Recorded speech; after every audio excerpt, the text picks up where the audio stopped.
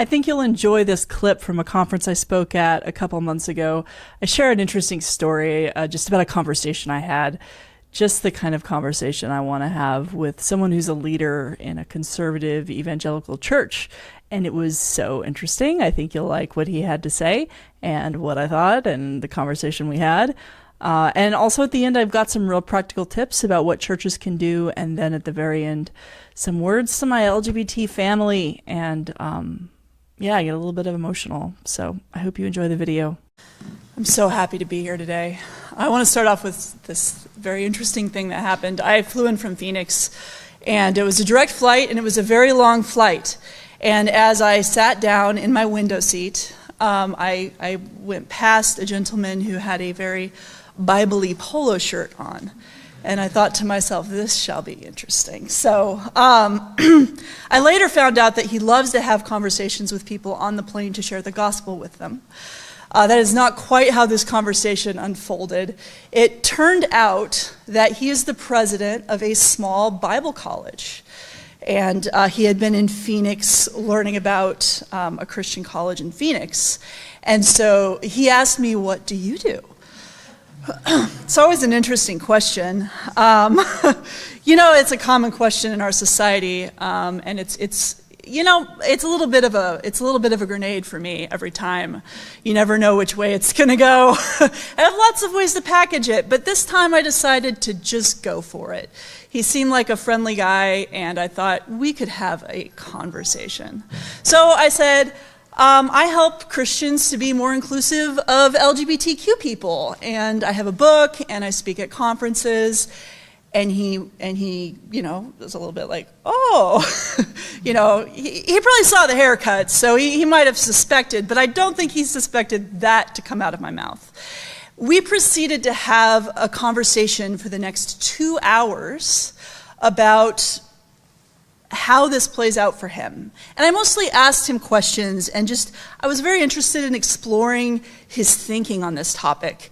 And I asked him fairly early on, I said, okay, when it comes to the theology, what are you on a scale of 1 to 10 in terms of whether you believe that the Bible is could potentially affirm same-sex marriage or transgender people? And he said, in terms of the not affirming, he said, I am a 10. I'm a 10. He's like, that one I've settled, I'm sure. And he said, fairly enough, he said, you're probably a 1, aren't you? Yeah. Fair enough. So we avoided that topic of conversation, and our conversation meandered through how he deals with students on campus, how he articulates this in his preaching, what his concerns are, where his energy is. And the most passionate he became in that conversation was when he said, he said, we need to figure out, as pastors, we need to figure out how we can stand by our biblical convictions, not compromise those, but also let the world know that we care, that we're not terrible people. We don't think we're better than anybody else. We know we're all saved by grace. Let the world know that we are loving and that we are caring. This was the most passionate he became in our conversation. This is what was in his heart and on his heart. And I have heard this many, many times from various Christian leaders and pastors and members who are invested in this question, and I can relate deeply to it, as I shared with him. Because I remember when I was, in line with the theology of the church, and I knew in my heart that I hated no one. I knew in my heart that I cared. I knew my heart went out to the burdens of the queer community, which for some reason I felt that I related to, even though I was a little bit unaware of how much. And my heart went out to that community. And I didn't want to be misunderstood. And so I could really relate to him on that question. However, I went on to share with him as well that there's a certain way, as someone who engages in this space, I am very, very often told by Christians who disagree with me theologically about the choices I'm making in my life, I am often told, I want you to know that I love you. I want you to know that I love you. I'm told that very, very often. And I do believe that heart is sincere. But I do want to share with you also a little bit of how that comes across to me. Hey, talking about these things is great and very important. One organization that has been pioneering this kind of work for over 40 years is Seventh-day Adventist Kinship International. They have conferences, they have resources, YouTube channel. You can become a member. They have groups. They have all kinds of support.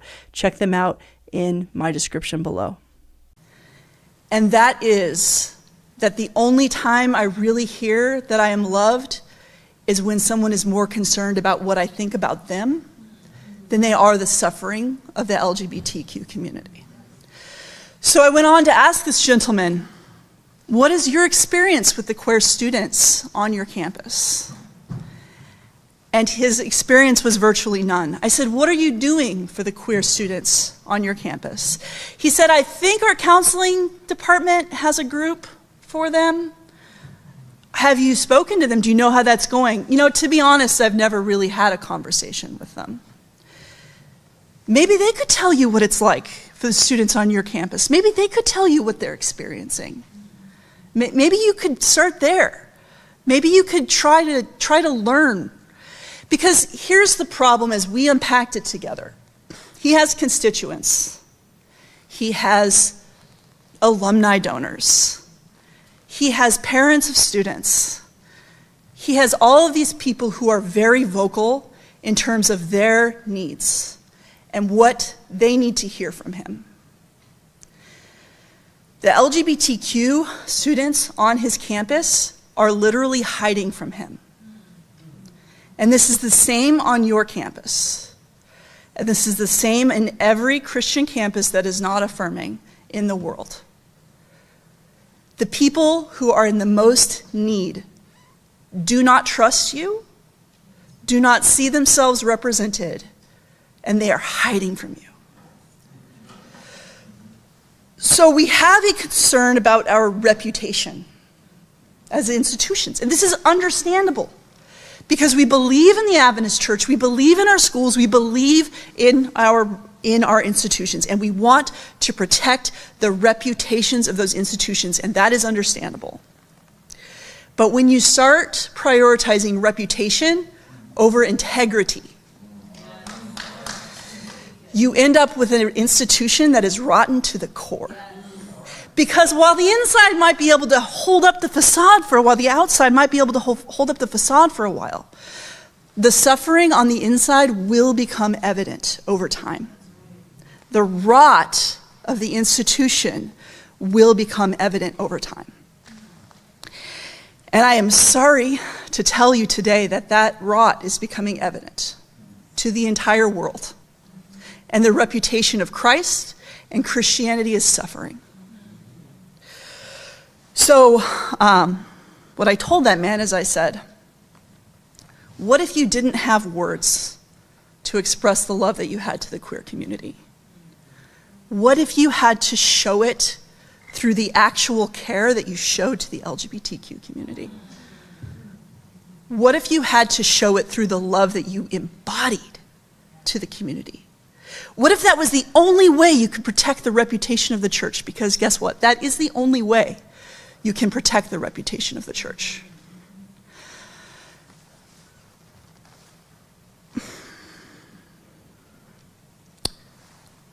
The Adventist Church and most conservative churches have done a very excellent job of segregating the LGBTQ community, of cutting off the voice of our community, and of making it very hard to listen to us and what we have to say. And there is a particular narrative that is often engendered in order to keep that segregation alive. And that narrative is that those people who are willing to listen to queer voices, those people who are willing to learn about even the scriptures, dare I say, from people who see it differently than them. And those people who are willing to deeply care about the queer community, those people are just bowing to the culture. I heard this very recently from a very prominent Adventist pulpit. Maybe some of you know what I'm speaking about. That this is an act of compromise for people who just want to be cool and liked by society. I want to make something very clear. The Adventist Church has a history with the queer community. That history began with making policies about how church members could not associate with Kinship International, which is the LGBTQ Adventist group. They could not associate with us. It continued into policies in the church manual that excluded us, and it wasn't for about 20 or 30 years that they thought, well, maybe we should look at some theology. And then when they started looking at the theology, the theological ideas were presupposed. They wanted to make it very clear that we're not going to depart from our theology that we've never studied about this topic. And all along the way, these decisions that the Adventist Church has made, these decisions have been serving the institution. Those who made these decisions benefited from those decisions. Those who remain silent on this issue benefit from the silence. Those who are courageous are those who have invited me to speak today. Those are the ones who are courageous. Those are the ones who are sticking their neck out and have something to lose. And they don't do it because they want to be cool and hip, or because it's trendy, or because they want to fit in with the culture. They do it, thank you so much for having me here. They do it because they love us. They do it because they care, and they do it because they value integrity. They value integrity over reputation. This is why they do it. And you deserve a medal. It's a beautiful, wonderful thing to do, and these are the things that will save the reputation of Jesus in the culture and in society. These are the things that will help us for the gospel. How much time do I have left, Daniel? 6 minutes. All right. So I want to move on for a moment. 6 minutes. We have 6 minutes. So I want to talk about some practical things that you can do in your churches to be caring to LGBT people. First, be realistic and clear. I talk all the time to queer Adventists about their experiences in the churches, and every now and then they'll come across a pastor who wants to support them and also is not very realistic about the place they could potentially have in the church.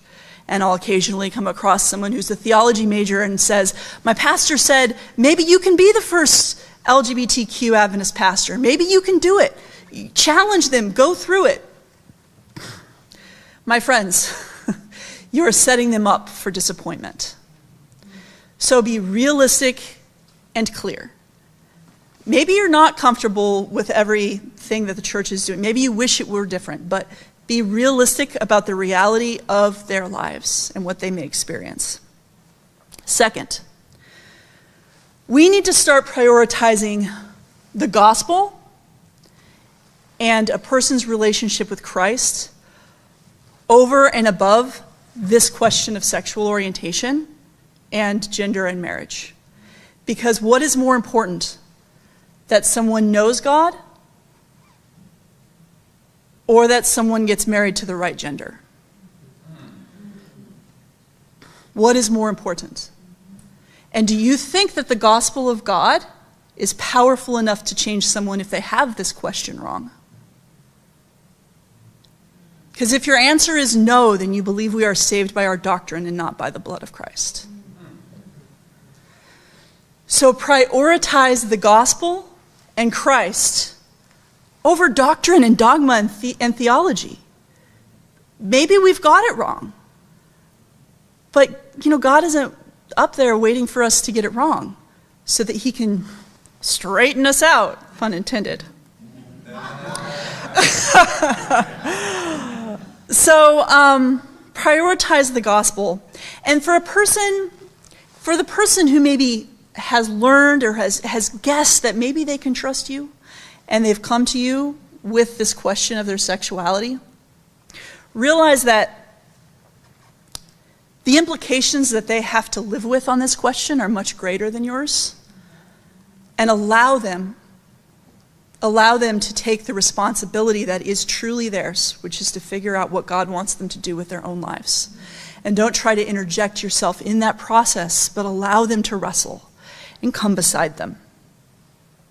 There is a difference. Our church has made progress, and part of the progress that our church has made is that particularly in the North American division, they're willing to say, you can be gay, but you must be celibate. And that is progress. That is progress. There is a difference between those who say, you can be gay and you must be celibate, and those who say, you can be gay and you must be celibate, and I will do everything in my power to help you carry that heavy burden. So try to find ways that you can help people to carry the burden that they feel that they are bearing.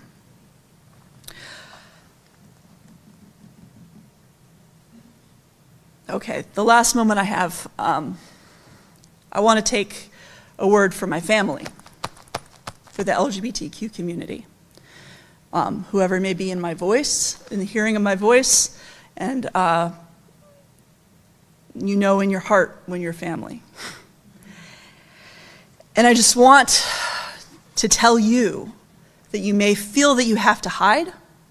You may be afraid of your family's rejection, withdrawal of financial support, withdrawal of love and care, and those fears may be justified.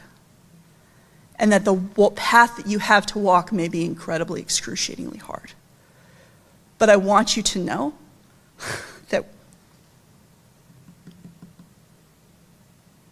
that we as a community are resilient beyond your wildest imagination. And that we have fought our way through. And that so many of us have fought and have wrestled and have struggled and have suffered. And on the other side of that, have found queer joy and happiness that is beyond what even feels possible to you today. That you will get there. That you will get there. That we as a community are here to embrace you and that we love you. And that you should send me a message on Instagram and that you're going to be okay. Thank you. Hey, thanks so much for watching and being at my channel. If you want to watch the full conference, this was only one session and only a clip from one session, but I will have a link in the description so you can watch the full thing. Shout out to Washington Adventist University that did support us coming and having our genuine conversation. It was refreshing. And if you want more content like this, please subscribe, hit that bell so that you get notified when there are new videos, and I hope you have an awesome rest of your day.